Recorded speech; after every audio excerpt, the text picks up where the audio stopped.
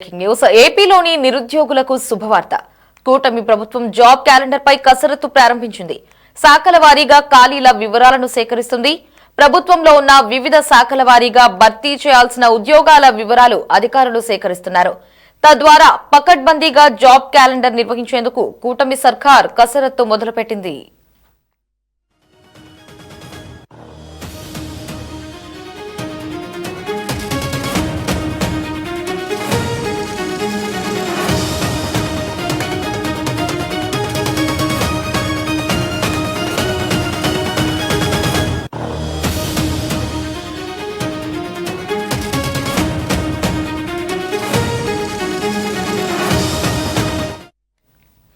మరోవైపు job calendar పై మంత్రి నారా లోకేష్ నిరంతరం పర్యవేక్షిస్తున్నారు. ఎలాగైనా ఈ ఉగాదికి జాబ్ క్యాలెండర్ విడుదల చేయాలని మంత్రి కృత నిశ్చయంతో ఉన్నారు. దీనికోసం ఇప్పటికే శాఖల వారీగా భర్తీ చేయాల్సిన ఉద్యోగాల వివరాలు సేకరిస్తున్నట్టు సమాచారం. ఉగాదికి జాబ్ క్యాలెండర్ ఇచ్చి దానికి అనుగుణంగా ఉద్యోగాల భర్తీని అనుకున్న సమయానికి పూర్తి చేయాలని కూటమి సర్కార్ భావిస్తోంది. ఎలాంటి కోర్టు కేసులకు ఆస్కారం లేకుండా నోటిఫికేషన్ ఉండాలని మంత్రి లోకేష్ దిశానిర్దేశం చేసినట్లు సమాచారం.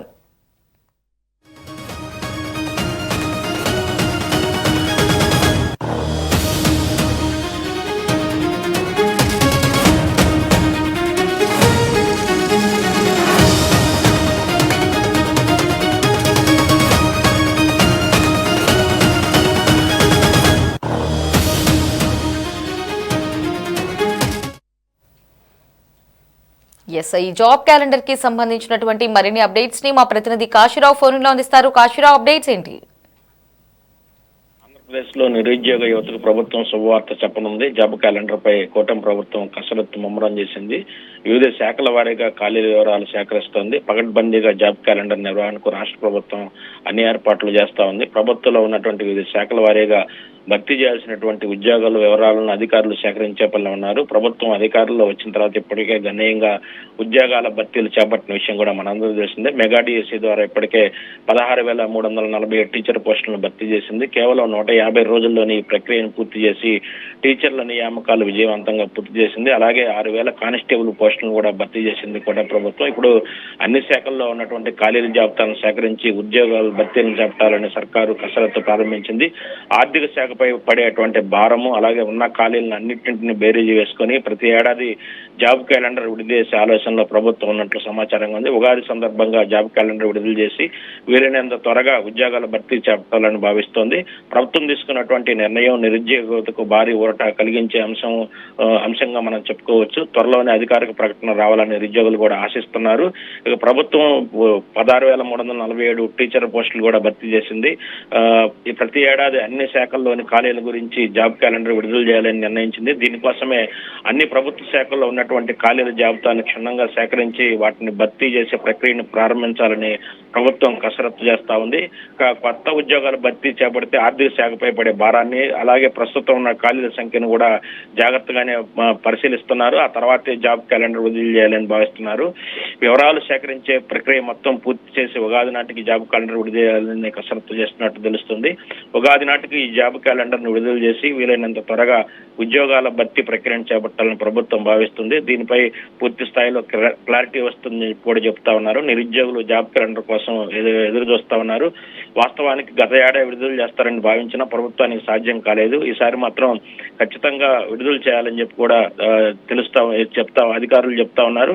ఏపీలోని నిరుద్యోగ యువకు ఏపీఎస్ఆర్టీసీ శుభవార్త కూడా వినిపించిన సంగతి. ఖాళీగా ఉన్నటువంటి రెగ్యులర్ డ్రైవర్లు కండక్టర్ పోస్టులను భర్తీ చేయాలని నిర్ణయించింది. మొత్తం 7,673 ఉద్యోగాల నియామకానికి అనుమతి ఇవ్వాలంటూ ఏపీఎస్ఆర్టీసీ తీర్మానం చేసి ప్రభుత్వానికి పంపింది. ఏపీఎస్ఆర్టీసీ పాలక మండలిలో ఉద్యోగాలపై భర్తీ నిర్ణయం తీసుకున్నారు. మరోవైపు కండక్టరు డ్రైవర్ పోస్టులతో పాటు ఖాళీగా ఉన్నటువంటి మెకానికల్ ఉద్యోగాలను కూడా భర్తీ చేయాలని ఏపీఎస్ మరోవైపు ఏపీఎస్ఆర్టీసీ కూడా భావిస్తా ఉంది. ఆంధ్రప్రదేశ్ రాష్ట్రంలో నిరుద్యోగతకు ఈ ఏపీఎస్ఆర్టీసీ చెప్పినటువంటి శుభవార్తగానే మనం చెప్పుకోవాలి. మొత్తం 7,673 రెగ్యులర్ ఉద్యోగాల భర్తీకి రంగం సిద్ధం చేస్తా ఉంది. ఇక ఆంధ్రప్రదేశ్ ప్రభుత్వం, ఏపీ ప్రభుత్వం స్త్రీశక్తి పథకం పేరుతో మహిళలకు ఉచిత బస్సు ప్రయాణం సదుపాయం కల్పిస్తున్న విషయం కూడా మనకు తెలిసిందే. ఈ నేపథ్యంలో ఈ పథకాన్ని మరింత సమర్థవంతంగా అమలు చేయడం కోసం ఏపీఎస్ఆర్టీసీలో ఖాళీగా ఉన్నటువంటి డ్రైవర్, కండక్టర్ పోస్టులపై దృష్టి సారించింది.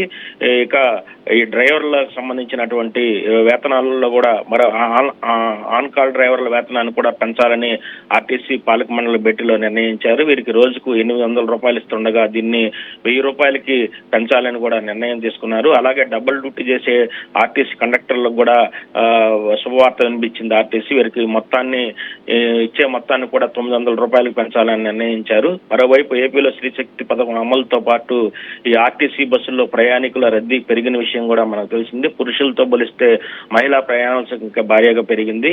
ఈ నేపథ్యంలో పథకాన్ని మరింత సమర్థవంతంగా అమలు చేసేందుకు అదనంగా బస్సులు సమకూర్చడం పైన ఏపీఎస్ఆర్టీసీ దృష్టి సారించింది.